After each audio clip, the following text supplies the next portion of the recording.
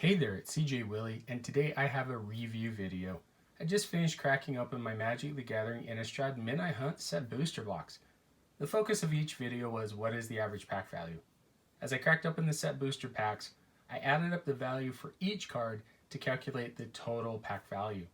Because card values fluctuated from the first pack opening until the last pack opening roughly 6 weeks later, I used TCG Player market pricing from November 1st, 2021 for all the packs. After opening all 30 set booster packs from the booster box, the total value of all the cards in the box was $159.53, making the average pack value $5.31. I'll go over some more financial details here in a bit. With this being the first set booster box that I've cracked open, I wanted to compare the differences between a set booster box and a draft booster box to determine the pros and cons of switching over to set booster boxes. In order to determine the pros and cons, I broke down the difference between overall box contents. Draft booster boxes are quite predictable in their content. They contain 36 packs. Each pack contains 15 cards. Most often packs will have 10 commons, 3 uncommons, 1 rare or mythic rare, and a basic land. Usually the variation happens when 1 common is replaced with a foil premium card of any rarity. I can count on draft booster boxes yielding 540 cards, with a card rarity breakdown of 350 commons, 108 uncommons, a combination of 36 rares and mythic rares, 36 basic lands, and about 10 foil premium cards. I can usually count on 3 to 4 copies of each common in the set, 1 to 2 copies of each uncommon, and 1 to 3 copies of each basic land. I'm usually able to pull a little over half of the rares in the set, and most often draft booster boxes have between 3 to 6 mythic rares. Set booster boxes have some predictability, but quite a bit more randomization. Set booster boxes contain 30 packs. Each pack contains 12 cards. The rarity collation of set booster packs can vary quite a bit. Each set booster includes an art card.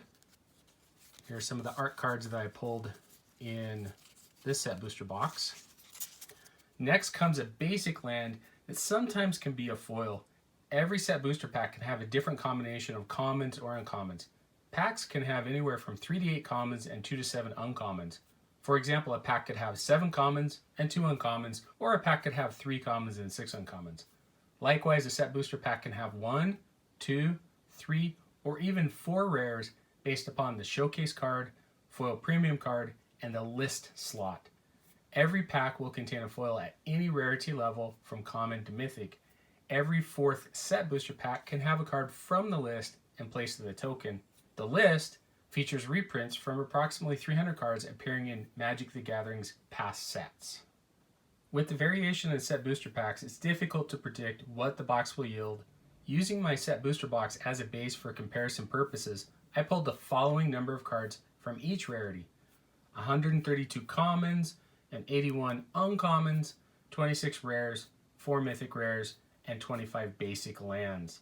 For cards outside of the basic set and numbered above 277, I pulled 3 borderless dual land cards. I also pulled 50 showcase cards comprising 29 commons, 20 uncommons, and 1 rare, Gisa Glorious Resurrector. I pulled 35 foil premium cards, 19 commons and uncommons, with 2 rares, Reckless Stormseeker and Light Up the Night, as well as 3 showcase cards, including another showcase of Gisa Glorious Resurrector, only in foil form. From the list, I pulled 6 cards, 1 common, 4 uncommons, and 1 rare. The highlighted uncommon was Noxious Ghoul, and Unexpected Results was the rare. Not much value there. Finally, set booster packs also included cards from the Innistrad Midnight Hunt Commander decks. I pulled 2 rares and 2 mythics. The rares and even the mythic legendary commander Leonore, not much value. Avacyn's Memorial had a little bit of value. In total, my set booster box yielded 366 cards. For my first comparison, I focused on set collation. I found that a draft booster box will typically yield between 85 to 90% of every card in the expansion. I can also count on getting close to a playset of every common and at least 1 or 2 copies of every uncommon. After pulling the rares and mythic rares from the draft booster box, I usually need to work a little bit at buying the missing rares and mythic rares at a decent price to have every card in the set. Unfortunately, my Midnight Hunt set booster box yielded only 67% of the set. I pulled 88 out of the 100 commons, 62 out of the 83 uncommons, 23 out of the 64 rares, 3 out of the 20 mythic rares, and I did get all the basic lands, so 10 out of the 10 basic lands. For me, missing out on the 12 commons and 21 uncommons was disappointing. As has been said in other videos, the duplication in the flip card slot is just too much. If I hadn't got as much duplication on these cards, I would have been able to probably get the remaining commons and uncommons in the set. Not getting a copy of every common and uncommon is a big con with set boosters. With my second comparison, I focused on rarity collation. Specifically, did I pull more total rares and mythic rares than I would with a draft booster box? Since this is a touted feature of set booster packs, I want to see if that advertising ploy held true. After counting the rares and mythic rares I pulled from cards in the basic set, plus any foil, premium, borderless, showcase, and the list cards, what did my set booster box yield?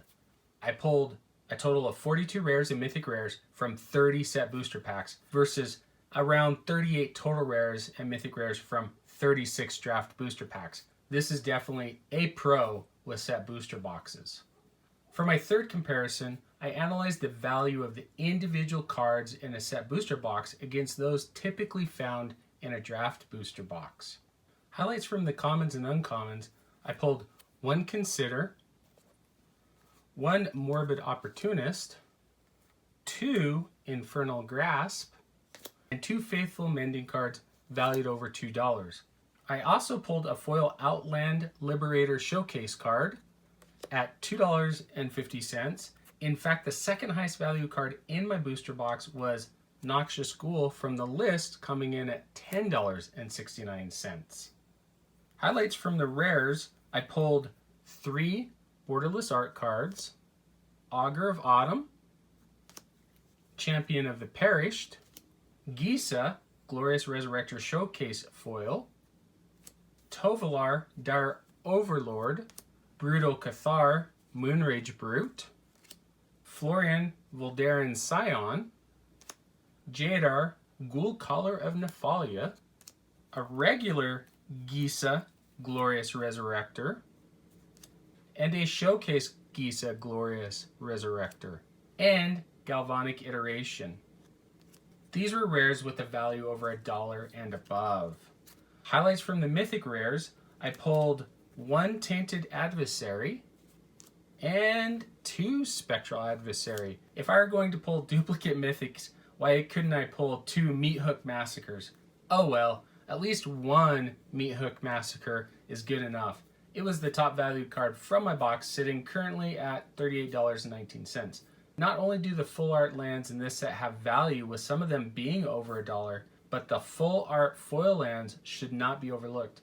I pulled 1 foil for each basic land type. Foil Swamp led the way at $3.32. Foil Forest was $1.53. A Foil Mountain was $1.46. Foil Island was $1.45. And Foil Plains was $1.25. Beautiful cards. The value of the individual cards, especially the foil premium, borderless, showcase, and the list cards, give a solid pro to the set booster box. My fourth and final analysis centered on the average pack value between draft booster boxes and set booster boxes. Most booster boxes that I have opened typically yield an average pack value between $1.75 to $3.75. This typically means that I've either lost or gained $15 from the booster box purchase price. So how did it go with my Midnight Hunt set booster box? As I previously mentioned, I opened at $159.53 in value from all the cards in the booster box. With 30 set booster packs in the box, the average pack value was $5.31. The highest pack value was pack number 6 that had Meat Hook Massacre The lowest pack value was pack number 10 with $1.13 in value. Basically, the full art land carried that pack. The mean or pack value occurring in the middle of the values was $3.18. If I didn't pull Meat Hook Massacre and instead I pulled an average mythic rare in its place, the average pack value and total box value changes slightly. The average value for a Midnight Hunt mythic rare is $7.25. This would change my total box value to $134.07 and the average pack value to $4.47, or about an 84-cent decrease. If I only considered any commons, uncommons, rares, mythic rares, and foil premium cards over $1 in the financial analysis, the total value of my set booster box was $133.54 for an average pack value of $4.45. Or if I replaced Meat Hook Massacre with an average mythic rare, the total value would be $102.60 for an average pack value of $3.42. The range of an average pack value at $3.42 to $4.47 falls within a reasonable range. Therefore, I feel like this is a more realistic expectation for future booster box values. Since I spent $112.20, including taxes, for my Innistrad Midnight Hunt set booster box, I needed the average pack value to be greater than $3.74. Opening an average pack value of $5.31 was awesome and making another pro for set booster boxes. With 3 pros and 1 con, I would say set booster boxes can yield better results. However, I would need to open more set booster boxes in the future to state with confidence that they yield better results than draft booster boxes. Anyway, hope you enjoyed the video. If you did like it, please subscribe and share. Tell me in the comment section if you agree or disagree with my analysis between draft booster boxes and set booster boxes. I will be back soon with another Magic the Gathering opening experience. Tune in next time to see what I crack.